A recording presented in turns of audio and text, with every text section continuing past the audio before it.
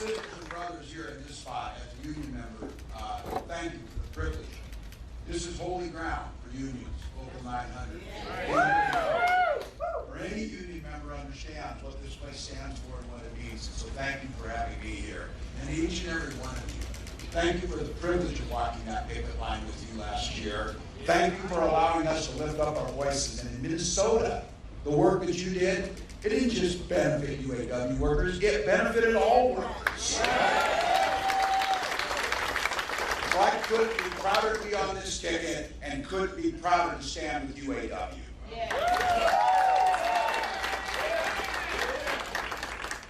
Think about this, 89 wake-ups. I've been saying this, 89 days, we can do anything for 89 days. Telling people sleep when you're dead, we got work to do. Right now, 89 days to make Kamala Harris the next president of the United States.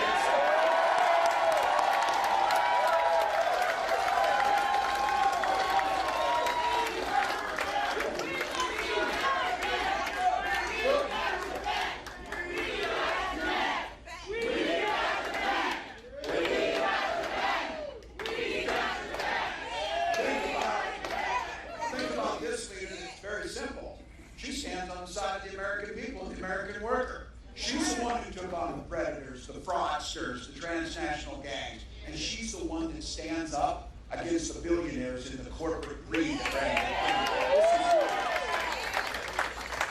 And she has a long record of delivering for union members and organized labor. All right, everybody in this room knows, I keep saying this. This is a bit of preaching to the choir, but the choir needs to sing. Right? The choir needs to sing. We know that unions built the middle class. The rest of America has to. You know who doesn't believe that? Donald Trump. He sees the world entirely differently. And it really starts with this when I look at community and neighbors and unions and the word that Sean said, unity. This guy doesn't know the first thing about unity or service. He's too busy serving himself. Again and again and again, you've seen it. He put himself above us. He weakened our country to strengthen his own hand. He mocks our laws. He sows chaos and division. That says nothing about how he dealt with his president. We lived through it. We lived through it. He froze in the face of COVID, and our neighbors died because of it. And by doing nothing about COVID, he drove this economy into the ground. And I want to be very clear about this, because there's a lot of lies that happen in here. Violent crime was up when Donald Trump was president. Without even counting his crimes. It was still. So this is very simple. You know it, and it's going to take a heck of a lot of hard work, but this election is a simple choice. What direction and what's our country going to look like? What direction are we going in? You know it, we said it. Donald Trump's going to take it backwards. He's going to be not going back. We're not going back.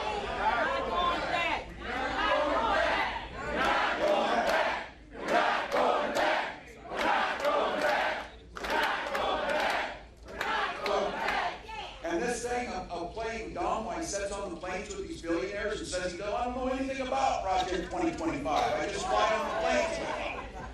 You know what it's going to do. One of the goals of that, plain and simple, they know this has been going on forever. Get rid of labor unions and get rid of the voices that we bring. They can do whatever the hell they want then.